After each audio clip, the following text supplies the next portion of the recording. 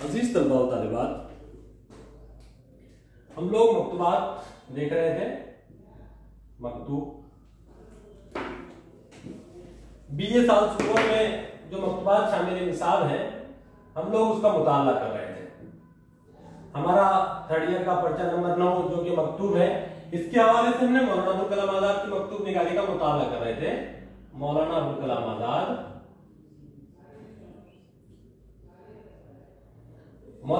आजाद की मकतूब निगारी का हम मुताला कर रहे थे। हमने शामिल निसाब मकतूबात में से एक खत मौलाना अबुल कलाम आजाद का मुताला किया। मैंने उसकी किरत की, उसकी तफहीम भी मैंने करने की कोशिश की है। उम्मीद कि वो खत जो मौलाना महमूद शिरानी को लिखे गए खतूत हैं, हमने इन खतूत के हवाले से सारी गुफ्तगू भी की। और जो पहला खत हमने मुताला किया, उसके अंदर हमने देखा है कि मौलाना अबुल कलाम आजाद मौलाना महमूद शिरानी से किसी खत का जिक्र कर रहे थे कि जिस वक्त उनको कैद किया गया 3 अगस्त 1942 को अहमदनगर के किले में जब कैद किया गया, उससे पहले लिखा हुआ एक खत का जिक्र मौलाना 9 अगस्त को जब कैद किया गया तो 3 अगस्त के खत का जिक्र कर रहे थे। पिछले खत में हमने देखा, और वो खत के पोस्ट ना करने की वजह और उसकी में क्या लिखा उसका भी जिक्र मौलाना ने हल्के फुल्के अंदाज में उस खत में किया था। अब हम वो खत जो मौलाना ने जेल में जाने से पहले, अहमदनगर के हिसार से पहले, अहमदनगर की असीरी से पहले जो खत मौलाना महमूद शिरानी को लिखा था, और वो खत में क्या लिखा था और क्या अहवाल थे, उसका हम यहां मुताला करेंगे ताकि दोनों खतूत का रब्त हमारे समझ में आ जाए। मौलाना क्या मकतूब के अंदर जो मकसूद है वो भी हमारे सामने आ जाएगा। ये खत है मकतूब सफर के नाम से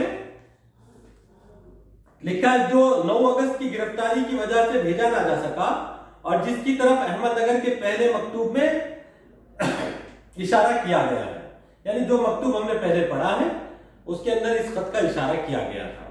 लिखते हैं, यह खत लिखा गया बंबई मेल बराए नागपुर, यानी मुंबई से नागपुर के दौरानिया में यह खत लिखा था ट्रेन के सफर में। 2 अगस्त 1942 का यह खत है, 3 अगस्त 1942 का यह खत है। लिखते हैं, सिद्दीक मुकर्रम, दिल्ली और लाहौर में इन्फ्लुएंजा की शिद्दत ने बहुत खस्ता कर दिया है। यह खत 3 अगस्त 1942 को लिखा हुआ है। खत मुखातिब है मौलाना महमूद शिरानी से, सिद्दीक मुकर्रम के हवाले से, अलकाब के हवाले से। मौलाना अबुल कलाम आजाद ने पहले ही जुमले में अपने मज़ाफ़ात, अपने जाए क़याम और हिंदुस्तान के हालात का जिक्र कर दिया। कह रहे दिल्ली और लाहौर में इन्फ्लुएंजा की शिद्दत ने बहुत खस्ता कर दिया है। यानी एक किस्म का बुखार जो कि वबाई मर्ज था, और इस मर्ज ने जो तबाही मचाई, जो हालात दिगरगों किए, उसका जिक्र है। अभी तक उसकी असर बाकी है। सर की गिरानी किसी तरह कम होने पर नहीं आती। हैरान हूं इस वबाल दोष से, क्योंकि सुबुक दोष हूं। देखिए, वबाल दोष की तरकीब ने गालिब की याद ताजा कर दी। वबाल दोष, वबाल कहते हैं आफत को, दोष कहते हैं खानों को।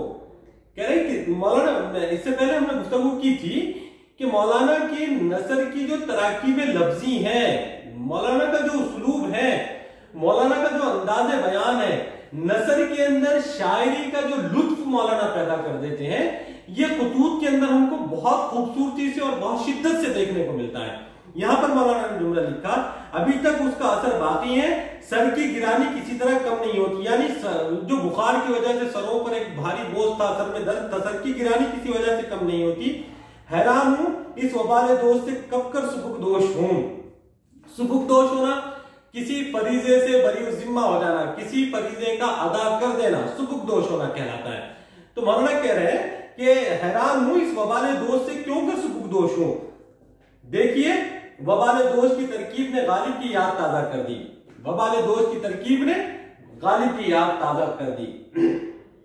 गालिब का शेर लिखते हैं कि शोरीदगी के हाथ से सरहे वबाल दोष, सहरा में खुदा कोई दीवार भी हो।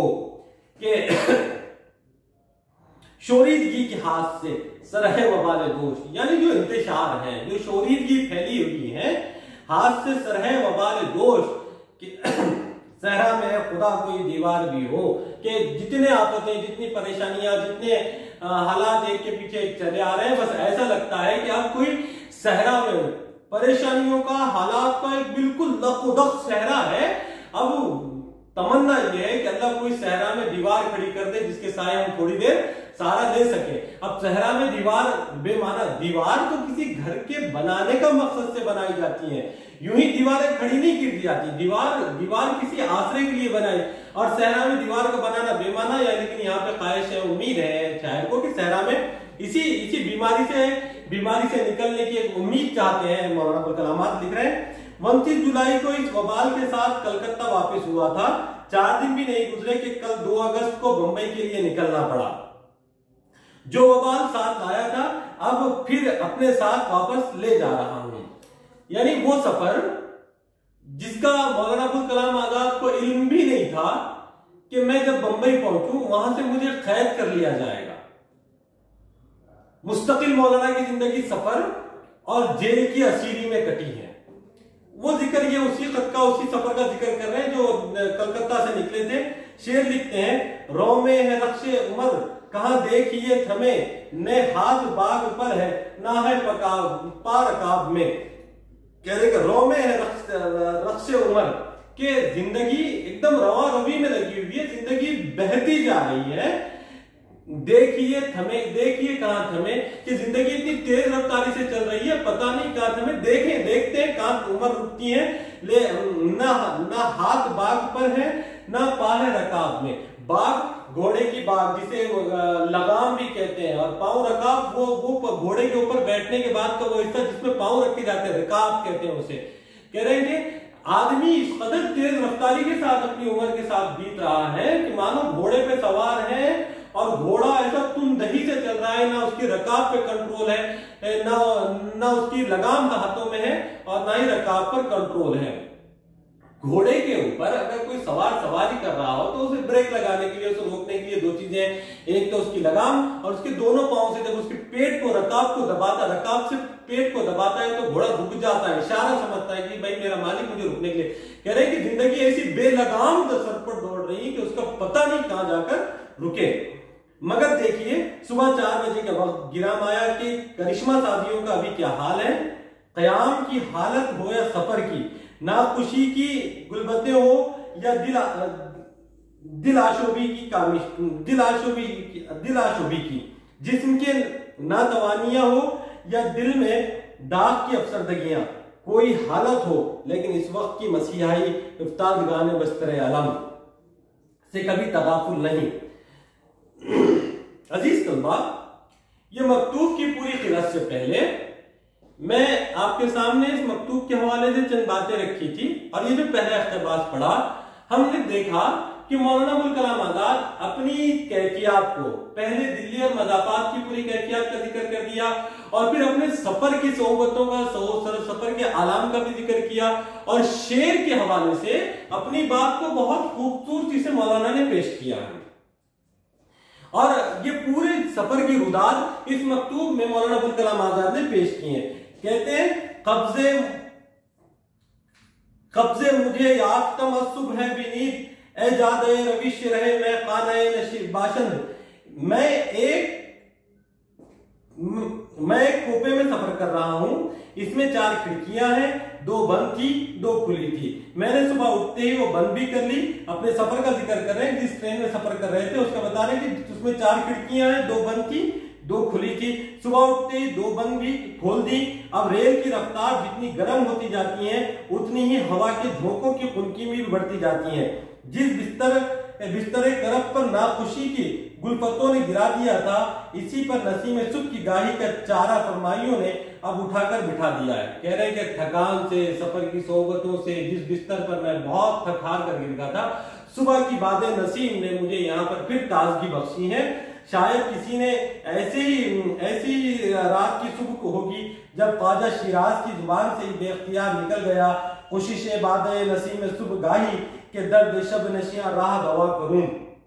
कह रहे कि ये शेर के अंदर फारसी का शेर ख्वाजा शिराजी का बयान करते हैं, शिराजी की शेर का एक दो मिसरे बयान करते हैं कि हर शाम के बाद एक सुबह है, हर अंधेरे के बाद एक रात है, आदमी को फिर से वो नई आगाही देती है।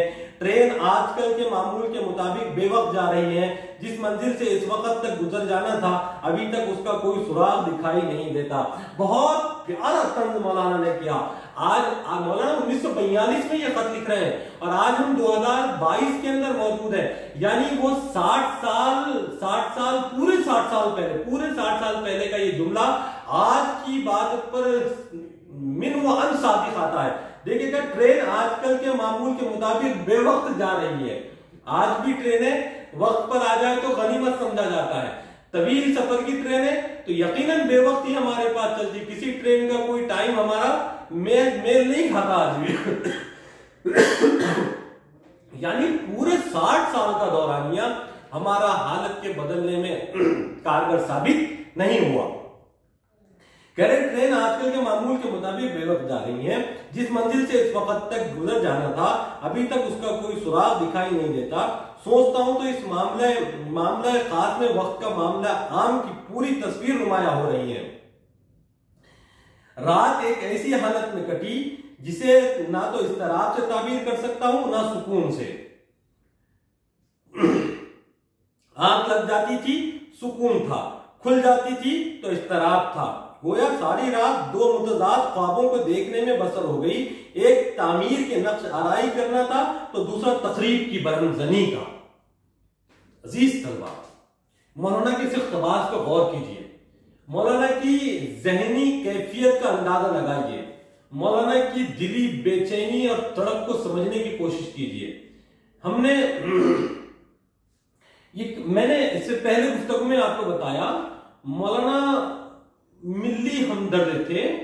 कौम की सूरत हाल मौलाना के सामने बिल्कुल एक तश्त में रखे हुए चावल के दानों की तरह थी और मौलाना में कूट कूट कर हुब्बुल वतनी भरी हुई थी। हुब्बे कौमियत और हुब्बुल वतनी ने मौलाना को जिस दर्जे पहुंचाया था और जिस दर्जे इनके दिल, फिक्र, मिजाज पर और इनके फलसफे पर असर डाला था, वो लफ्ज बनकर जब मौलाना की कलम से सफेद खरतास पर आते थे तो ये कैफियत बयान करते थे। इस खत के ये पैराग्राफ में मौलाना अपनी कैफियत को बयान कर रहे हैं। हम भी अचंभे में हो जाएंगे कि एक वक्त में आदमी परेशान और खुशहाल कैसे हो सकता है, एक ही वक्त में बेचैनी और इस्तराब कैसे हो सकता है, एक ही वक्त में इस्तराब और सुकून कैसे पा सकता है। मौलाना उस कैफियत को, इस दोहरी कैफियत को, उस मुतजाद कैफियत का बयान कर रहे हैं कि रात एक ऐसी हालत में कटी जिसे ना तो इस्तराब से ताबीर कर सकता हूं ना सुकून से। आग लग जाती थी तो सुकून था, खुल जाती थी तो इस्तराब था। गोया सारी रात दो मुतजाद ख्वाबों के देखने में बसर हो गई। एक तामीर के नक्श आराई करता था तो दूसरा तकरीब की। लिखते हैं, बेदारी है मियान दो ख्वाब जिंदगी, गर्द तमसीर दो सुराब सत जिंदगी, अज लुताए मौजे हुबाब मैदाए अस्त, यानी तिलिस्म नक्श बरा आब अस्त जिंदगी। ये जिंदगी का फलसफा इस शेर के अंदर, फारसी शेर के अंदर बताया। लिखते हैं, 3:04 गुजरे थे कि आंख खुल गई। सुबह की चाय के लिए सफर में मामूल रहता है। रात को अब्दुल्ला स्प्रिट का चूल्हा और पानी की केतली पानी में मिकदार मतलूब से भरी हुई टेबल पर रख देता है। चायदानी से उसके पहलू में जगह पाती है जो हुक्म वज़ा। मौलाना चाय के बहुत शौकीन थे। मौलाना अपने सफर के दौरान में भी चाय पीते थे। एक जगह मौलाना ने चीनी चाय का जैस्मीन टी, जो चीनी चाय थी उसका उर्दू में तर्जुमा किया था। जैस्मीन टी, चमेली चाय, जैस्मीन कहते हैं चमेली को, चमेली चाय। और मौलाना को दुनिया भर की हर चाय के जायका का अंदाजा था और मौलाना भी चाय और सिगरेट नोशी ये दो मामूलात में से थे। मौलाना जेल की सोहबतों में भी रहे तो मौलाना ने चाय को कभी नहीं छोड़ा। मौलाना के वहां के मामूलात का हिस्सा, सफर के मामूलात का हिस्सा चाय लाजिम वो मंजूम रही है। मौलाना ने उस चाय का भी यहाँ जिक्र किया। बहरहाल चाय का सामान हज़रत मामूर मुरतब और आमदा था, नहीं मालूम आज स्टेशन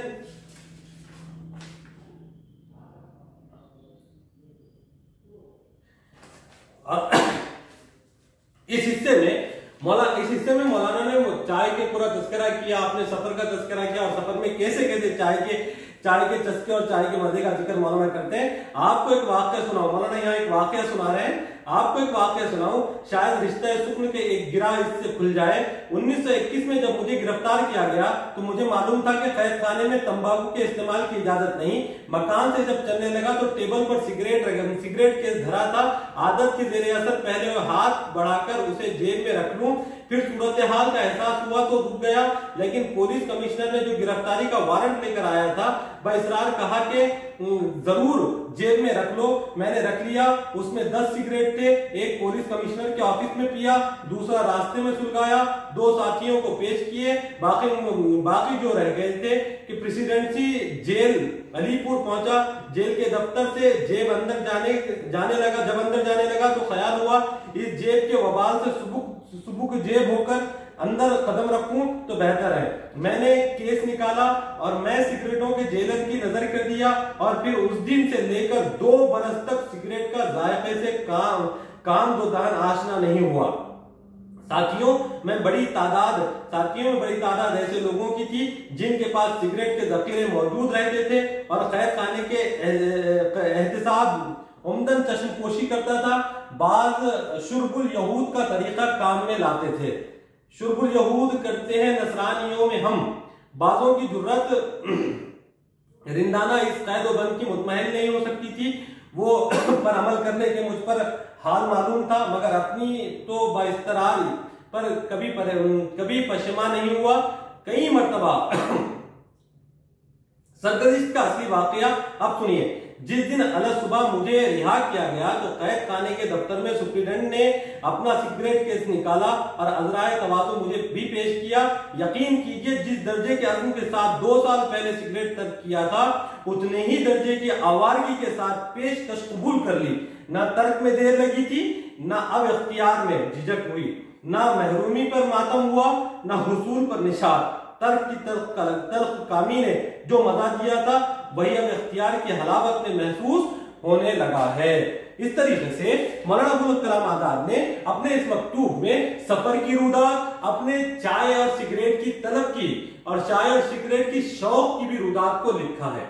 यानी एक कैफियत से मौलाना ने अपने अहवाल को बयान करने की कोशिश की, अपने शौक को, अपने ज़ौक़ को यहाँ पर लिखने की कोशिश क्या की, बल्कि बहुत ही खूबसूरती से इंशाइये के एक पैराए के अंदर मौलाना ने अपने कैफियत को बयान किया है। यहाँ पर एक लफ्ज आया है शरबुल यहूद, इसे कहते हैं शुर्बुल यहूद। इस्लामी हुकूमतों में यहूदी पोशीदा शराब बनाते थे और पीते थे, इसलिए पोशीदा शराब पीने के माना में शुर्बुल यहूद की इस्तिलाह राइज हो गई है। यानी वो शराब जो इस्लामी निजाम में हराम थी तो यहूदी छुप छुप कर बनाते, छुप छुप के बेचा करते और छुप छुप कर पिया करते थे, इसलिए उस शराब का नाम शुर्बुल यहूद हो गया। तो कह रहे हैं कि जेल के अंदर भी इतने इंतजाम थे कि सिगरेट नोशी अगर मैं करना चाहूं तो कर सकता था, शराब नोशी करने वाले भी छुप छुप कर शराब नोशी करते थे। अरबाबे मजाज जेल के अरबाब मजाज जेलर नजरअंदाज करते थे। लेकिन जब मैंने ठान लिया कि मुझे नहीं पीनी तो मैंने 2 साल तक इस तरीके से तर्क कर दी कि मानो मुझे उसकी तकलीफ जरूर हुई लेकिन मानो मैं कभी पीता नहीं था। लेकिन जैसे ही मुझे रिहाई मिली और जैसे ही मैं सुप्रीटेंडेंट के पास आया, सुप्रीटेंडेंट ने अज़राए करम जब मुझे सिगरेट पेश की तो मैंने ऐसे हासिल कर ली जैसे कि मैंने कभी छोड़ी ना थी। तो मौलाना ने अपने आप के कंट्रोल, चाय नोशी के मामले में हो या सिगरेट नोशी के मामले में हो, अपने आप पर जो मौलाना का इख्तियार था, अपने आप को जो मौलाना काबू में रखना जानते थे, अपनी ख्वाहिशात को, अपनी तलब को, अपनी जुबान को, अपने फन को, ये सारी चीजों को एक मिसाल के जरिए से मौलाना ने पेश करने की कोशिश की। और जिस अंदाज और जिस उसलूब में मौलाना ने पेश की, ये मौलाना का ही हिस्सा है। अजीज तलबा व तालिबात, शामिल निसाब दोनों मकतूबात हमने आपके सामने पेश किए हैं। मकतूबात का खुलासा सामने आ गया इंशाअल्लाह उम्मीद करता हूं कि इसके खुलासे आप एक मरतबा पढ़ेंगे, और अगर कोई मुश्किलात दरपेश हो, कोई अल्फाज के माना समझने में मुश्किलात हो या खत के समझने में, आप तन्हाई में बैठकर इन मकतूबात का एक मरतबा बगौर मुताला करें, और अगर कुछ उसके अंदर परेशानियां हो तो राब्ता करें, पूछें, लेक्चर्स में पूछ लिया करें, ताकि हमारी गुफ्तगू के अंदर जो नुकात रह जा रहे हैं, जो बात ढकी छुपी रह जा रही है, जिससे हम कोता भी होकर नहीं करें, वो बात का भी खुलासा आपके सामने आ जाए, और जो मकतूबात हमने पढ़े उसकी सही मानों में तफहीम हो जाए, ताकि हमको अगले बात को पढ़ने और समझने में आसानी हो। ठीक, शुक्रिया।